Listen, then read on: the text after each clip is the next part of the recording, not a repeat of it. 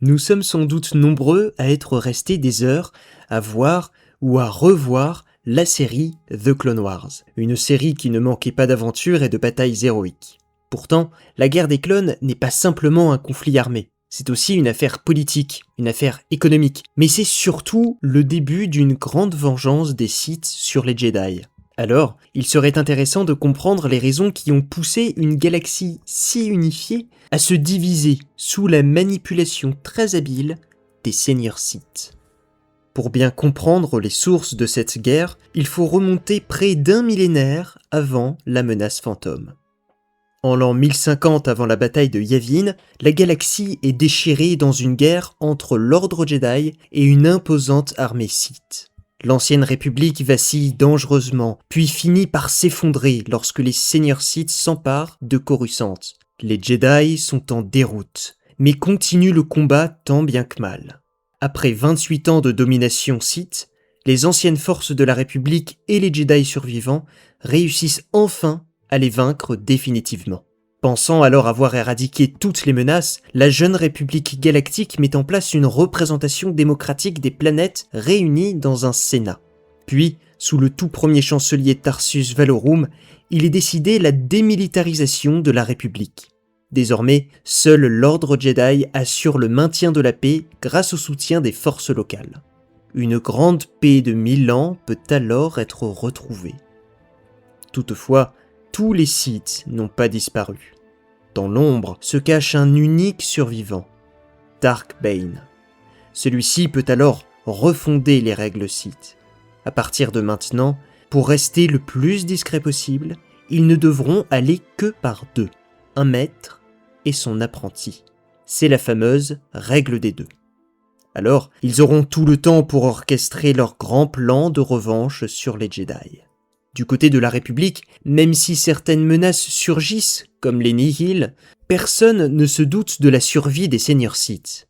Mais même si la paix galactique reste effective, certaines tensions ne font que croître au Sénat, ce qui rend les prises de décision lentes, voire inefficaces par moments. De plus, les sénateurs sont l'objet de nombreuses critiques. Corruption et pots de vin sont monnaie courante. Pour finir avec les problèmes, plusieurs mondes pointent du doigt l'impact néfaste de la République sur la bordure extérieure, car les ressources de nombreuses planètes sont exploitées en faveur du développement des mondes du noyau. C'est dans cette atmosphère relativement tendue qu'une nouvelle loi vient mettre le feu aux poudres. Pour les corporations représentées au Sénat, c'est la loi de trop. En effet, la proposition 31814D crée une taxe dans la zone de libre-échange, jusque-là en dehors de toute imposition. Autrement dit, la loi provoque la chute des bénéfices pour les grandes corporations, comme la Fédération du commerce. Par ailleurs, celle-ci dépose de nombreux amendements et tente de supprimer la taxation, mais toutes ces propositions sont rejetées. Alors, en l'an 32, Nut Gunray, vice-roi de la Fédération, organise le blocus de Naboo pour faire plier le Sénat à ses propres exigences. Pendant plusieurs jours, Naboo est coupé du reste de la galaxie, puis c'est sa capitale Theed qui est occupée par les armées droïdes de la Fédération. Dans le même temps, les sénateurs de la Fédération du commerce rejettent toutes les accusations à leur égard. Quoi qu'il en soit, le blocus, tout comme la loi de taxation, sont l'œuvre d'un unique personnage, Dark Sidious. Nous pouvons alors deviner son idée redoutable. D'un côté, il utilise son identité de seigneur Sith pour pousser Gunray à l'établissement du blocus. Et d'un autre côté, il se présente au Sénat en tant que Sheev Palpatine, humble sénateur de Naboo. Dès lors, il s'empresse de persuader la reine de Naboo, Padmé Amidala, pour qu'elle dépose une motion de censure à l'encontre du chancelier Finis Valorum, jugé incapable de trouver une solution au blocus. Acculé, Valorum est remplacé par Palpatine au poste de chancelier. Le blocus de Naboo est finalement levé à la suite d'une cuisante défaite de la Fédération du commerce, grâce notamment à l'acte héroïque d'un jeune garçon, Anakin Skywalker, dont Palpatine réserve d'ailleurs un sort tout à fait particulier dans son grand plan. Mais pour l'heure, l'Ordre Jedi est troublé. La victoire de Naboo est plus qu'amère.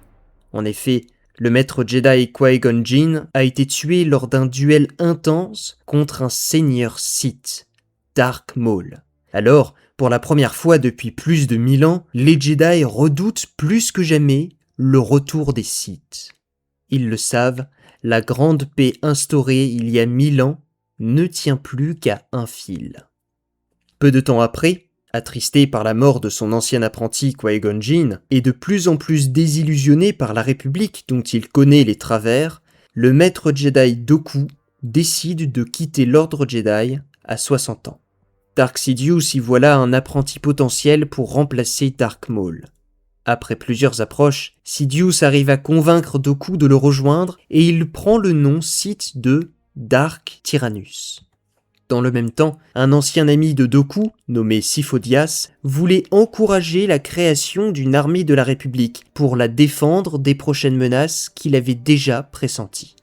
Mais le Conseil Jedi avait un tout autre avis. Par conséquent, Sifo-Dyas est exclu de l'ordre Jedi, mais il ne s'arrête pas là pour autant, car il va contourner en secret les institutions républicaines en commandant aux cloneurs kaminoans une grande armée au service de la République. Toutefois, les seigneurs Sith, eux, le savent. Ils décident alors de se saisir d'une telle opportunité pour tuer Sifo-Dyas lors d'une mission contre les Pikes sur Obadia. Plus tard, Dark Tyrannus se servira des codes d'accès de celui-ci pour accéder aux archives Jedi et effacer Kamino de toutes les cartes. Mais à présent, les Sith ont le contrôle sur la commande de l'armée et Dooku impose des conditions aux Kaminoans en se faisant passer pour un Jedi. Les cloneurs devront prendre pour modèle le chasseur de primes Jango Fett. Mais en plus, ils devront intégrer dans le cerveau des futurs clones une puce inhibitrice pour assurer leur loyauté. Mais, comme nous le savons, cette puce a en réalité un tout autre rôle, permettre l'exécution de l'Ordre 66 contre les Jedi. Ce n'est que 8 ans après le blocus de Naboo que les Sith décident de donner une nouvelle accélération à leur grand plan. En l'an 24 avant la bataille de Yavin, Dooku, comte de Serenno, s'empare d'un poste holonet du système Raxus pour y diffuser un discours fondateur. Sa voix est calme et impose le respect, les gens sont prêts à l'écouter attentivement. Dans sa diffusion, le comte invective la République en y dénonçant la corruption à outrance, son indifférence pour les mondes éloignés du noyau et l'exploitation des ressources naturelles au profit de quelques-uns. Alors il déclare la création d'un État rival à la République galactique, à savoir la Confédération des systèmes indépendants. Puis ce sont des intellectuels d'université de la bordure extérieure qui s'emparent des allégations de Dooku et les développent à leur tour. C'est ainsi que durant les 2 années qui suivent, des dizaines puis des centaines de systèmes planétaires rejoignent la CSI. Des membres de la République font alors sécession les uns après les autres.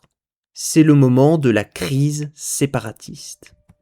Avec le comte Dooku à sa tête, la CSI adopte des airs démocratiques. Il y a un Sénat représentant les mondes membres et un conseil exécutif séparatiste où siègent de grandes corporations qui apportent un soutien financier très conséquent à la cause séparatiste. En contrepartie, ils auront toutes les libertés économiques pour développer leurs affaires.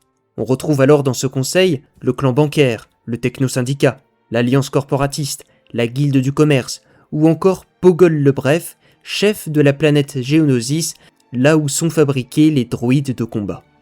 En l'an -22, la galaxie est finalement déchirée en 2 camps opposés et presque étanches, car les séparatistes et les républicains refusent toute négociation. De plus, face à la montée des tensions, la question de la militarisation de la République est l'objet de nombreux débats. Certains défendent la loi sur la création d'une armée pour se protéger contre les séparatistes qui disposent d'une puissante armée de droïdes.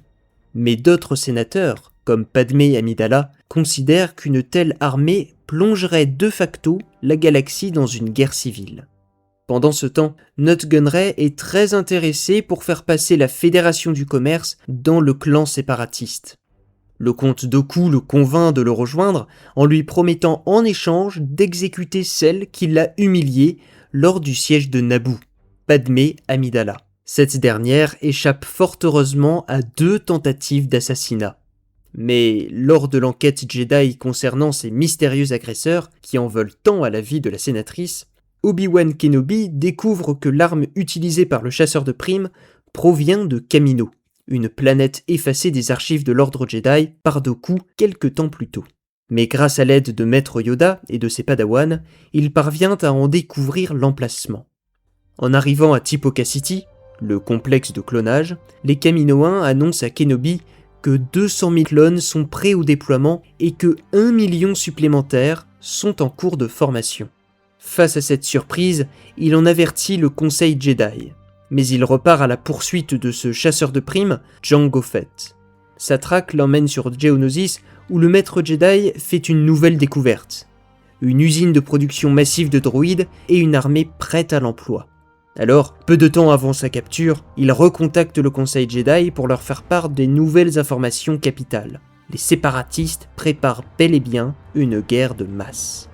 Dans le même temps, au Sénat galactique, les choses se pressent. Les sénateurs se bousculent quant à la création d'une armée. Il faut dire que les nouvelles informations ont changé quelque peu les circonstances des débats. Alors, c'est à l'initiative du sénateur Jar Jar Binks, représentant de Naboo, que le Sénat accorde les pouvoirs d'urgence au chancelier Palpatine. Celui-ci assure, mais il n'en sera rien, qu'il redonnera les pouvoirs exceptionnels une fois la crise passée. Le chancelier prend alors la décision de créer la Grande Armée de la République. Désormais, la guerre semble inévitable. Rapidement, l'Ordre Jedi mobilise 212 de ses membres pour arrêter les agissements des séparatistes. Mais l'armée droïde de Geonosis est beaucoup trop nombreuse. Mais c'est au moment où les Jedi sont cernés que Maître Yoda débarque avec la toute nouvelle grande armée, entamant ce qui deviendra plus tard la guerre des clones. Mais la suite de l'histoire sera probablement le sujet d'une prochaine vidéo. Ce qui est intéressant avec la crise séparatiste, c'est ce double jeu politique très habilement mené par les seigneurs Sith, qui agissent au nez et à la barbe de leurs ennemis jurés, les Jedi. En tout cas, j'espère que cette vidéo vous aura plu. Si c'est le cas, je vous invite à laisser un pouce bleu pour soutenir la chaîne. Vous pouvez aussi laisser un commentaire et vous abonner pour ne pas manquer les prochaines sorties. En attendant, je vous dis à la semaine prochaine et que la force soit à vos côtés.